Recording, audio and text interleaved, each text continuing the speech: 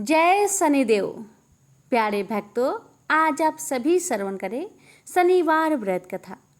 शनिवार का व्रत शनिदेव को प्रसन्न करने के लिए और उनके अशुभ प्रभावों से बचने के लिए रखा जाता है। यह व्रत शनि की साढ़े साथी और दैया के प्रभाव को कम करने, नौकरी और व्यापार में लाभ, सुख समृद्धि और मान सम्मान में वृद्धि के लिए किया जाता है। भक्तों, शनिवार का व्रत सूर्योदय से सूर्य अस्त तक रखा जाता है। व्रत के दौरान स्वास्थ्यिक भोजन करना चाहिए। व्रत में अन्न और प्याज लहसुन का सेवन नहीं करना चाहिए।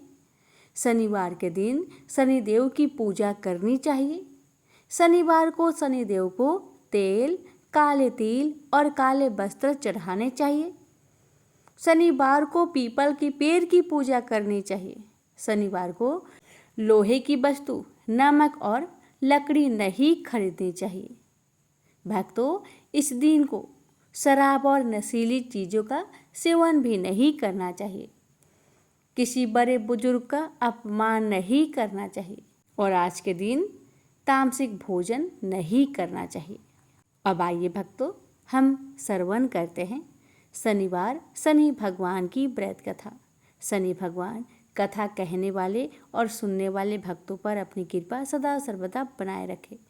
प्रेम से बोलिए जय शनिदेव। पार्वती जब भी अपने पति शिव के साथ दूसरे देवताओं के निवास स्थान पर जाती और वहां उनके सजे धजे सुंदर भवनों को देखती तो उन्हें बड़ी हीनता का बोध होता।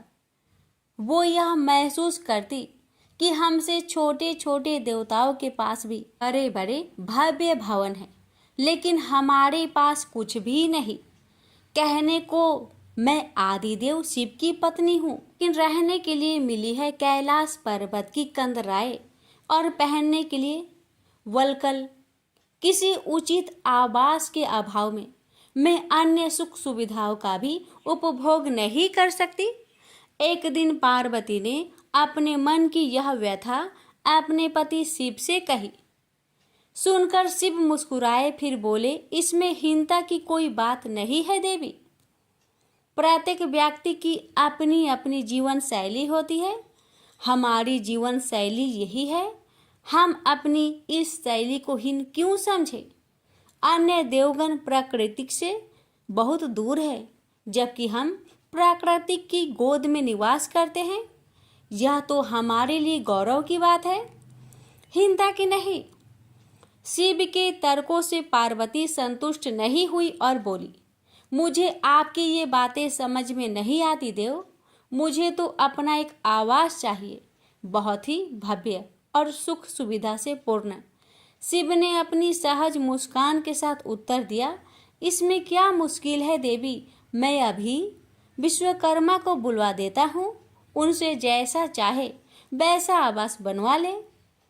विश्वकर्मा को बुलवाया गया। पार्वती ने आदेश दिया, हमारे लिए एक ऐसा भवन बनाओ जैसा विश्व में कहीं ना हो। विश्वकर्मा ने आदेश स्वीकार किया। निर्माण कार्य प्रारंभ हो गया। कुछ ही समय में पार्वती की इच्छा अनुसार भव्य भवन तैयार हो गया। अपने भवन को देखकर पार्वती अति प्रसन्न हुई। गृह प्रवेश की तैयारी होने लगी। पार्वती चाहती थी कि गृह प्रवेश के समय सभी प्रमुख देवता हमारे यहाँ उपस्थित रहे। शिव ने अपनी सहमति दे दी। सभी प्रमुख देवी देवताओं को आमंत्रण भेजा गया। गृह प्रवेश के समय वे सब कैलाश पर्वत पर आ गए। उन्होंने पार्वती के भव्य भवन की भूरी भूरी प्रशंसा की। इन विश्व नियंता ब्रह्मा खामोश रहे। जब सब देवी देवता जाने लगे तो पार्वती ने ब्रह्मा जी से पूछा, देव, क्या आपको यह आवास पसंद नहीं आया? ब्रह्मा जी ने आश्चर्य व्यक्त करते हुए पार्वती से ही प्रश्न किया, देवी, मैंने ऐसा कब कहा? आपके चेहरे की भाव भंगिमा कुछ ऐसा ही कह रही है प्रभु। पार्वती ने अपनी शंका स्पष्ट की। फिर ब्रह्मा जी को मौन देखकर पार्वती ने अपनी बात आगे बढ़ाई, देव, आप कुछ संकोच कर रहे हैं, स्पष्ट कहिए क्या बात है? ब्रह्मा जी ने तनिक रुककर उत्तर दिया, देवी, और तो सब ठीक है, लेकिन इस प्रसाद पर शनि की कुदृष्टि है। इतना कहकर वे वहां से चले गए। पार्वती ने ब्रह्मा जी की बात शिव को बतलाई तो वे भी कुछ चिंता में पड़ गए। पार्वती ने शिव से पूछा, प्रभु, शनि की दृष्टि से क्या हो सकता है?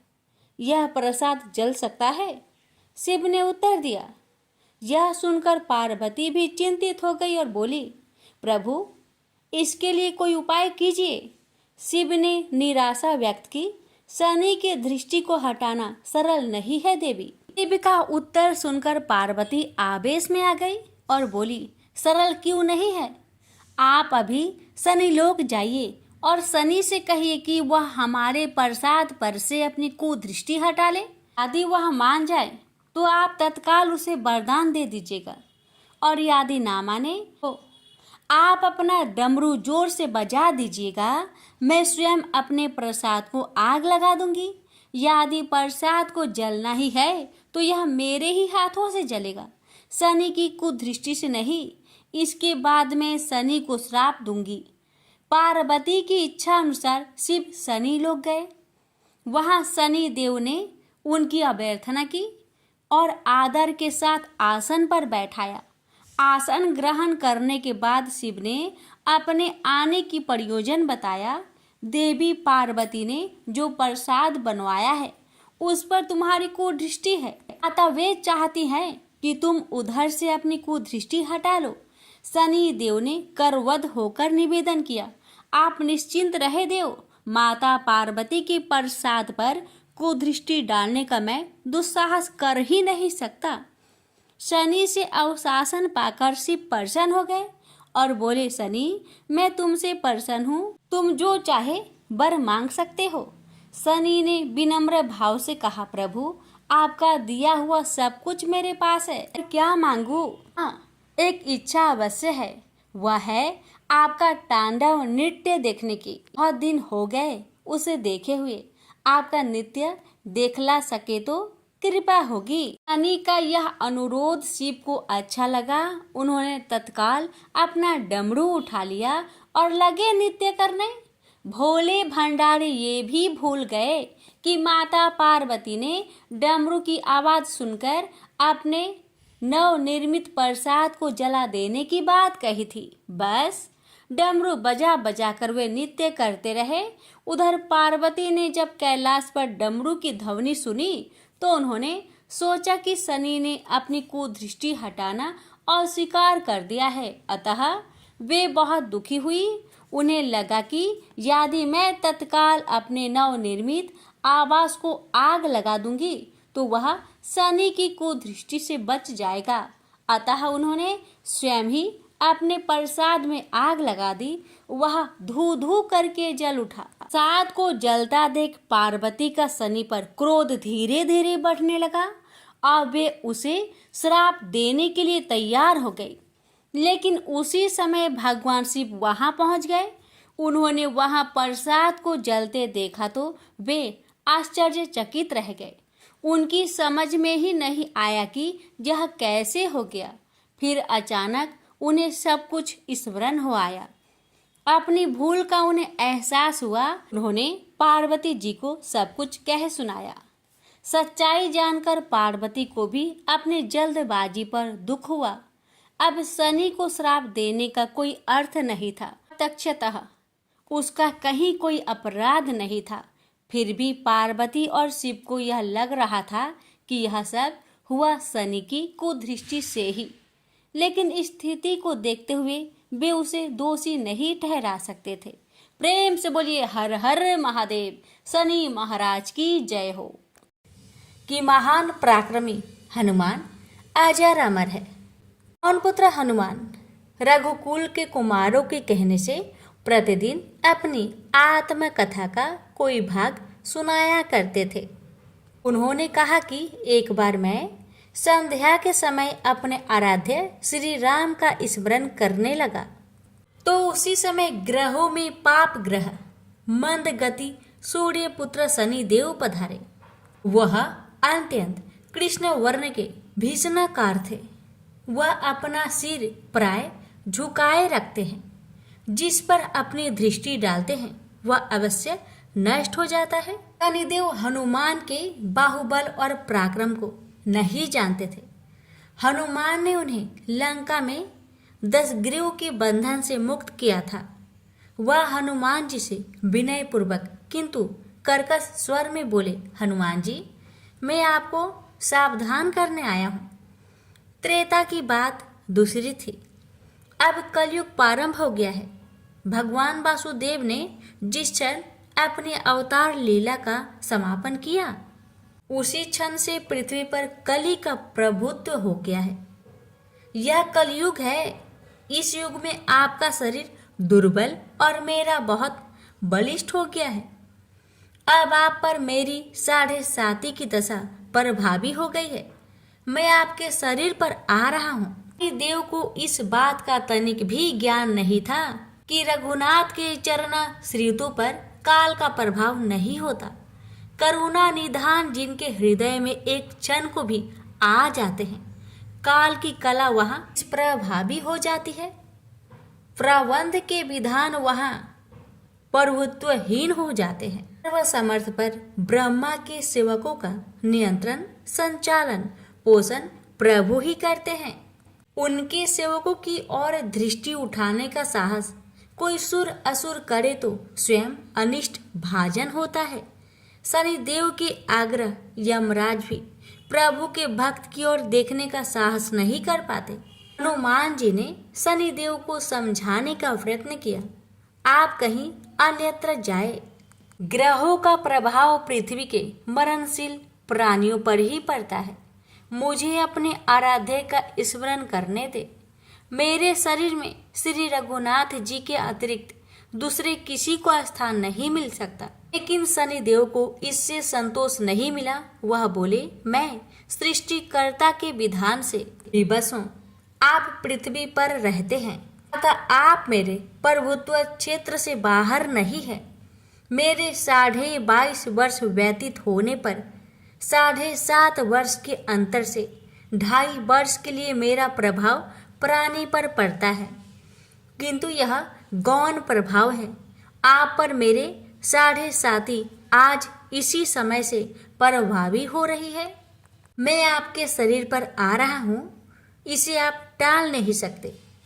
फिर हनुमान जी कहते हैं, जब आपको आना ही है तो आइए। अच्छा होता कि आप मुझ वृत्त को छोड़ ही देते।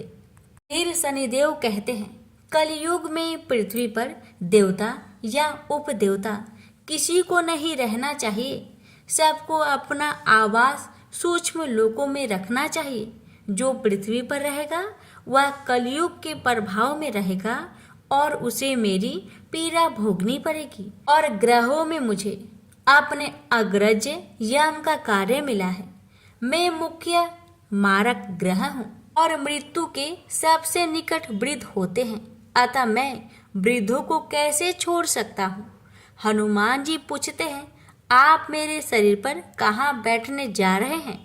शनिदेव गर्व से कहते हैं, हे प्राणी के सिर पर मैं 2.5 वर्ष प्राणी के सिर पर रहकर की बुद्धि विचलित बनाए रखता हूँ। मध्य के 2.5 वर्ष उसके उदर में स्थित रहकर उसके शरीर को अस्वस्थ बनाता हूँ। वह अंतिम 2.5 वर्ष पैरों में रहकर उसे भटकाता हूँ। फिर शनिदेव हनुमान जी के मस्तक पर आ बैठे तो हनुमान जी के सिर पर खाज हुई। इसे मिटाने के लिए हनुमान जी ने बड़ा पर्वत उठाकर सिर पर रख लिया। शनिदेव चिल्लाते हैं, यह क्या कर रहे हैं आप। फिर हनुमान जी कहते हैं, जैसे आप सृष्टिकर्ता के विधान से विवश हैं, ऐसे मैं भी अपने स्वभाव से विवश हूँ। मेरे मस्तक पर खाज मिटाने की यही उपचार पद्धति है और आप अपना कार्य करें और मैं अपना कार्य। ऐसे कहते ही हनुमान जी ने दूसरा पर्वत उठाकर सिर पर रख लिया। इस पर शनिदेव कहते हैं, आप इन्हें उतारिए, मैं संधि करने को तैयार हूँ। इनके इतना कहते ही हनुमान जी ने तीसरा पर्वत उठाकर सिर पर रख लिया। तो शनिदेव चिल्लाकर कहते हैं, मैं अब आपके समीप नहीं आऊँगा।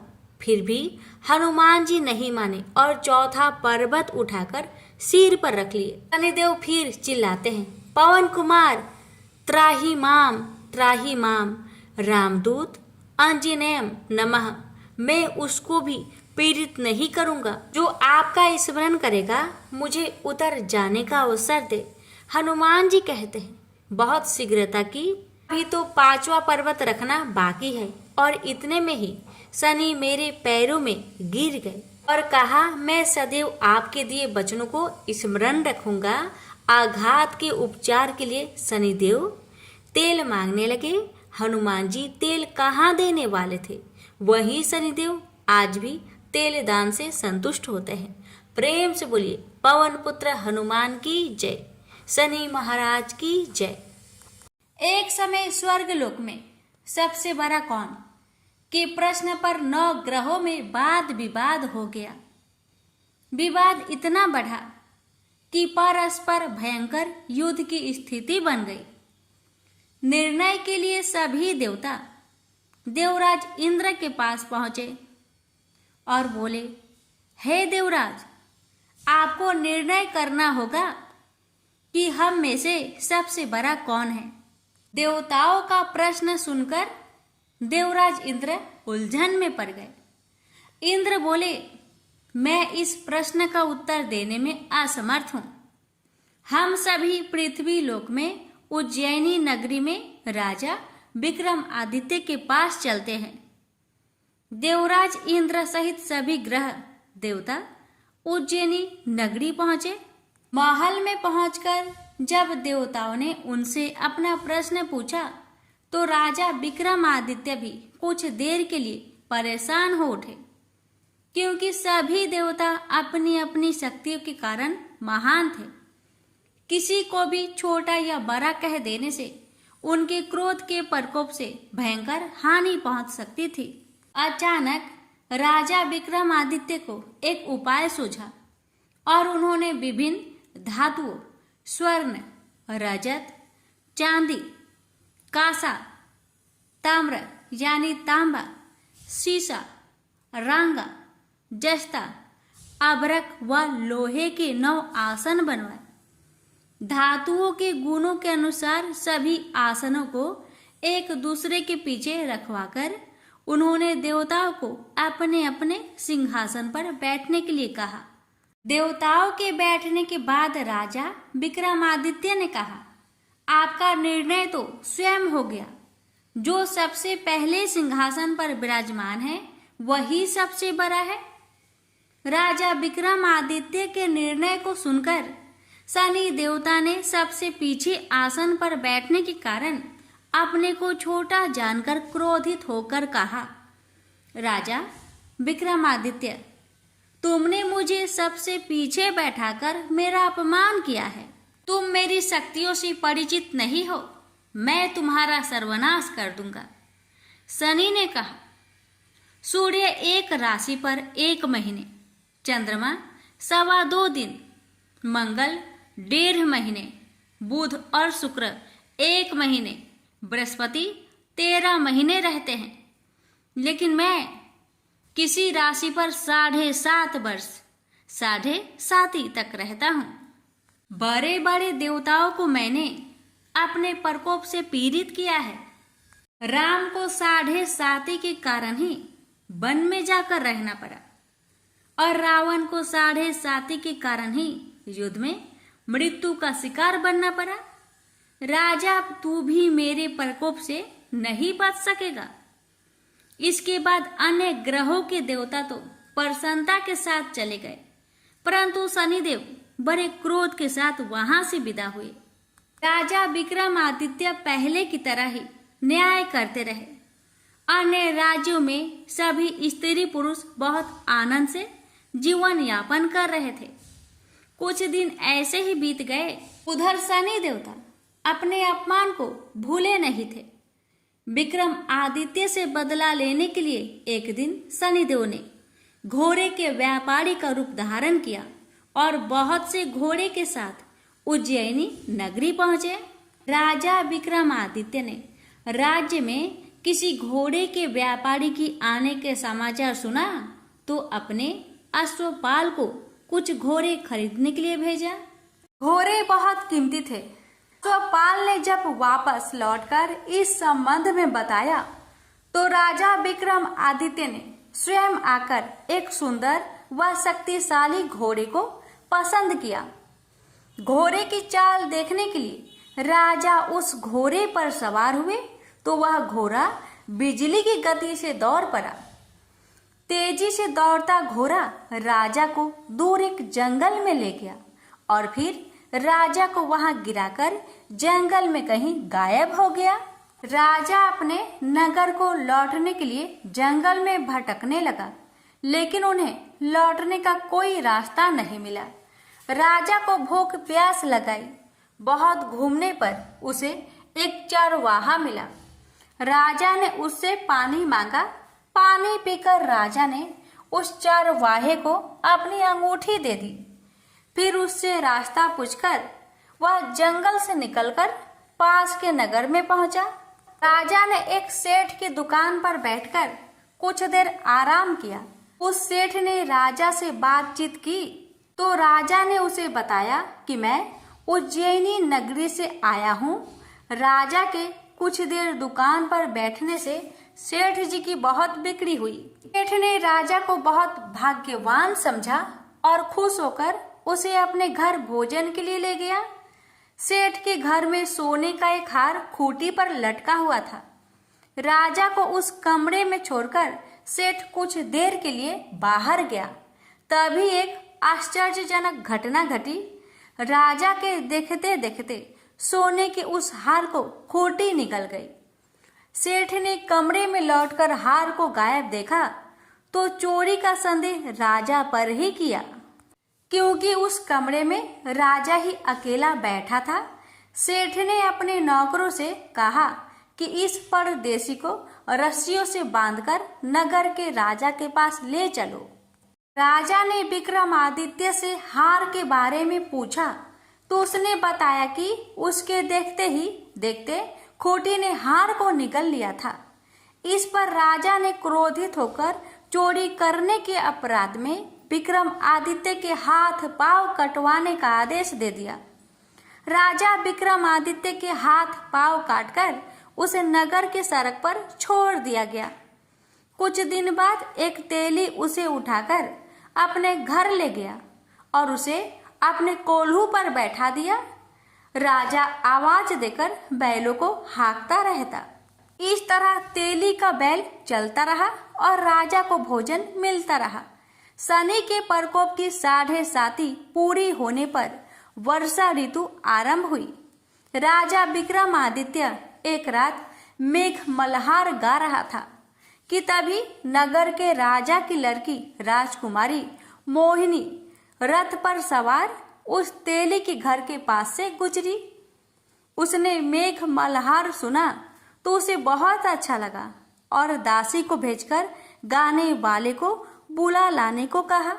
दासी ने लौटकर राजकुमारी को अपंग राजा के बारे में सब कुछ बता दिया। राजकुमारी उसके मेघ मल्हार से बहुत मोहित हुई, अतः उसने सब कुछ जानकर भी अपंग राजा से विवाह करने का निश्चय कर लिया। राजकुमारी ने अपने माता पिता से जब यह बात कही तो वे हैरान रह गए। रानी ने मोहिनी को समझाया, बेटी तेरे भाग्य में तो किसी राजा की रानी होना लिखा है, फिर तू उस अपंग से विवाह करके अपने पांव पर कुल्हाड़ी क्यों मार रही है। राजकुमारी ने अपनी जिद नहीं छोड़ी। अपनी जिद पूरी करने के लिए उसने भोजन करना छोड़ दिया और प्राण त्याग देने का निश्चय कर लिया।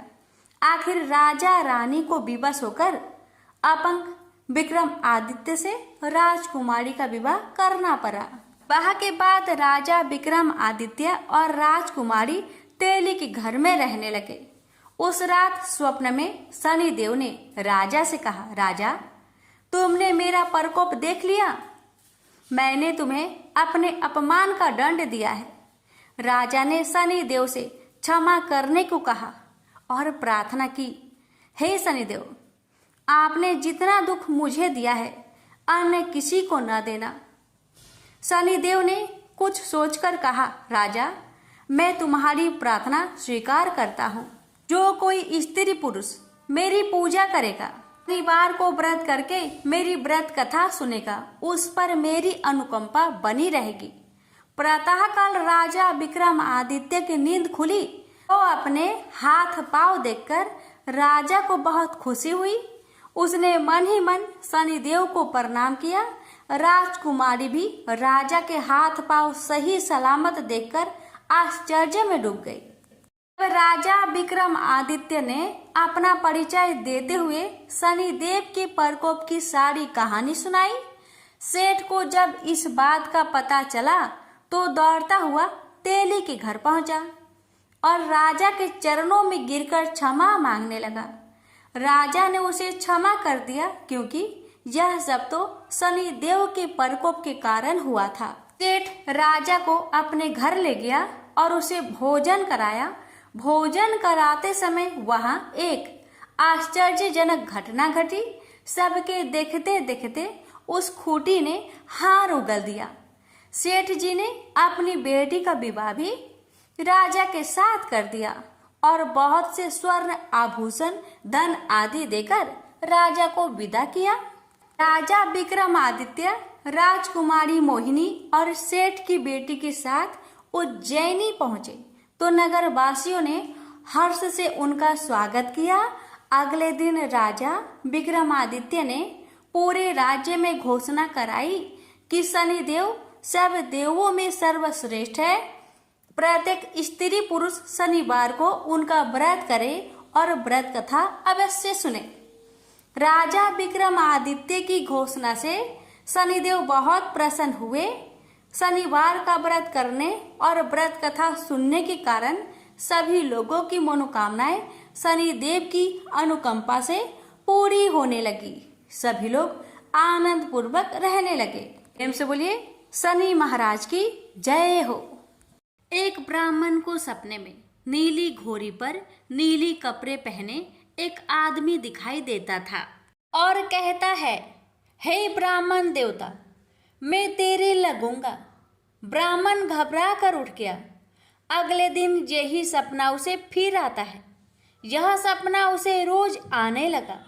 वह परेशान हो गया और चिंता के मारे दुबला होने लगा। उसकी पत्नी ने कारण पूछा तो उसने सपने के बारे में बताया। ब्राह्मणी बोली, वे अवश्य ही शनि महाराज होंगे। आपकी बार दिखे तो कहना लग जाओ, पर सवा पहर से ज्यादा मत लगना। उस दिन सपने आने पर ब्राह्मण ने कहा, लग जाओ, पर कितने समय के लिए लगोगे? शनि जी बोले, 7.5 वर्ष का लगूंगा। ब्राह्मण ने कहा, क्षमा करे शनि जी, इतना भारी तो मुझसे झेला नहीं जाएगा। तब शनि जी बोले, तो 5 वर्ष का लग जाऊंगा। ब्राह्मण बोला, यह भी मेरे लिए ज्यादा है। शनि जी बोले, 2.5 साल का लग जाऊं। ब्राह्मण ने मना किया तो शनि जी कहने लगे, सवा पहर का तो लगूंगा ही, इतना तो कोढ़ी कलंगी भिखारी के भी लग जाता हूँ। तब ब्राह्मण ने कहा, ठीक है। ब्राह्मण को सवा पहर की शनि की दशा लग गई। ब्राह्मण ने नींद से जागकर ब्राह्मण से कहा, मेरे सवा पहर शनि की दशा लग गई है, इसलिए मैं जंगल में जाकर यह समय बिताऊंगा। मेरे लिए खाने पीने का सामान बांध दे। मेरे पीछे से किसी से लड़ाई झगड़ा ना हो, इसका ध्यान रखना। ज्यादातर घर में ही रहना। बच्चों का भी ध्यान रखना। इस सवा पहर के समय में कोई गाली भी दे तो चुपचाप सुन लेना, बहस मत करना। यह सब समझाकर ब्राह्मण जंगल में चला गया। जंगल में ब्राह्मण एक पीपल के पेड़ के नीचे बैठ गया और हनुमान जी का पाठ करने लगा। 1 पहर बीत गया। ब्राह्मण ने सोचा बाकी बचा समय रास्ते में बीत जाएगा, इसलिए वहां से चल दिया। रास्ते में एक बाड़ी में मतीरे लगे देखे। माली से एक मतीरा खरीदा, पोटली में बांधा और आगे बढ़ा। आगे एक आदमी मिला जो असल में शनिदेव थे। ब्राह्मण से पूछा, पोटली में क्या है? उसने कहा, मदिरा है। शनिदेव बोले, दिखाओ। ब्राह्मण ने पोटली खोली। उसमें राजकुमार का कटा हुआ खून से लथपथ सिर दिखा। शनिदेव ब्राह्मण को राजा के पास ले गए और कहा कि इस ब्राह्मण ने राजकुमार की हत्या कर दी है। इसके पास पोटली में राजकुमार का सिर है। राजा ने कहा, मैं यह नहीं देख सकता, इस ब्राह्मण को सूली पर चढ़ा दो। राजा के यहाँ हाहाकार मच गया। ब्राह्मण को सूली पर चढ़ाने से पहले पूछा गया कि उसकी कोई आखिरी इच्छा हो तो बताए। ब्राह्मण ने सोचा, किसी तरह 1.25 पहर पूरा करना होगा। उसने कहा, वहाँ रोज बालाजी की कथा सुनता है। मरने से पहले अंतिम बार बालाजी की कथा सुनना चाहता हूँ। ब्राह्मण को कथा सुनाने का प्रबंध किया गया। कथा कहते कहते 1.25 पहर पूरा हो गया। शनि की दशा टलते ही राजकुमार शिकार खेलकर लौटता हुआ दिखाई दिया। राजकुमार को आता देख राजा बहुत खुश हुआ, लेकिन उसे निर्दोष ब्राह्मण की हत्या का दोष लगने का डर सताने लगा। उसने तुरंत घोड़सवार सैनिकों को ब्राह्मण को आदर सहित ले आने के लिए भेजा। ब्राह्मण राज दरबार में आया तो राजा ने क्षमा मांगी और पोटली दिखाने के लिए कहा।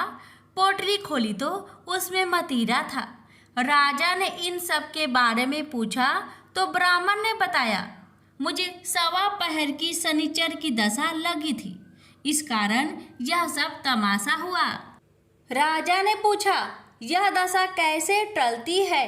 ब्राह्मण बोला, राजा, यह सेठ के लगे तो काला हाथी या काला घोड़ा दान करे, गरीब के लगे तो पीपल की पूजा करे तब बोले, साचा शनिचर कहिए, जाके पाओ सदा ही पढ़िए।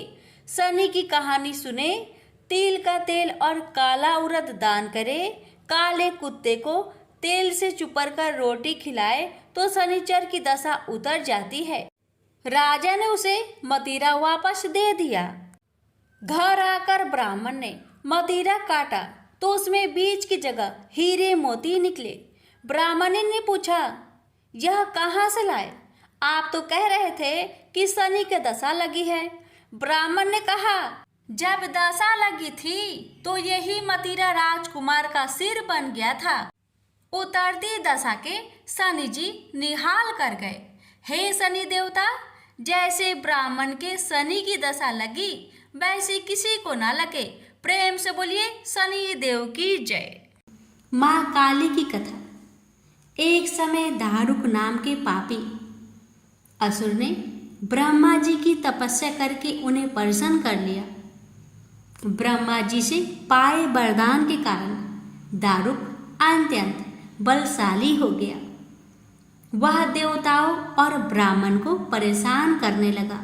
वह उन पर अत्याचार करने लगा। धार्मिक अनुष्ठान यज्ञ बंद करवा दिए और स्वर्गलोक को चला गया। सभी देवता विचलित होकर ब्रह्मा जी और विष्णु जी के पास सहायता मांगने के लिए चले गए। ब्रह्मा जी ने बताया कि दारुक का नाश सिर्फ स्त्री के हाथ से हो सकता है। सभी बड़े देवता भी उससे युद्ध में हार चुके थे। अंत में यह निश्चय किया गया कि दारुक का वध भगवान शिव की पत्नी माता पार्वती करेगी। भगवान शिव ने अपना तीसरा नेत्र खोलकर भयानक और प्रचंड महाकाली को जन्म दिया। उनका शरीर काले रंग का था और माँ काली के माथे पर तीसरा नेत्र और चंद्र रेखा थी। उनके हाथों में त्रिशूल और कई प्रकार के अस्त्र शस्त्र थे। महाकाली के प्रचंड रूप को देखकर सभी देवता थर थर कांपने लगे और वहां से भागने लगे। युद्ध में दारुक महाकाली से पराजित हुआ और इस तरह उस दुष्ट का अंत हुआ। महाकाली के भयानक रूप से चारों तरफ अग्नि की भयानक लपटें उत्पन्न हो गई। महाकाली की क्रोध को सिर्फ भगवान शिव ही रोक सकते थे, इसलिए उन्होंने एक बालक का अवतार लिया। भगवान शिव शमशान पहुंचे और वहां बालक के रूप में लेटकर रोने लगे। छोटे बालक को देखकर महाकाली का क्रोध शांत हो गया। उनके हृदय में ममता भावना जागृत हो गई। उन्होंने शिव रूपी उस छोटे बालक को उठा लिया और अपने स्तनों से दूध पिलाने लगी। इस प्रकार से शिव जी ने उनके क्रोध को भी पी लिया। इस प्रकार महाकाली का भयानक और प्रचंड क्रोध शांत हुआ। उसके बाद महाकाली मूर्छित हो गई। उन्हें होश में लाने के लिए भगवान शिव ने तांडव नृत्य किया और होश में आने पर पुनः माता पार्वती के रूप में आ चुकी थी। माता पार्वती भगवान शिव का नृत्य देखकर नृत्य करने लगी, जिसके कारण उन्हें योगिनी के नाम से भी पुकारा जाता है। इसके अलावा महाकाली ने महिषासुर, चंडमुंड, रक्तबीज, शुभ, निशुंभ जैसे राक्षसों का वध किया। 10 महाविद्याओं में महाकाली प्रथम महाविद्या है। प्रेम से बोलिए काली माता की जय। काली मैया का व्रत किसी भी शनिवार से आप यह व्रत आरंभ कर सकते हैं। सुबह जल्दी उठकर स्नान करके आपको स्वच्छ वस्त्र धारण करने हैं। माँ काली की पूजा में लाल और काले रंग के वस्त्र पहने जाते हैं। काले रंग के वस्त्रों का इस्तेमाल तांत्रिक क्रियाओं में किया जाता है, इसलिए आप लाल रंग के वस्त्र धारण करें। माता के समक्ष 9 शनिवार के व्रत रखने का संकल्प ले। 1 शनिवार, 2 शनिवार या 3 शनिवार का भी व्रत रखा जाता है। इसको खुले व्रत कहते हैं।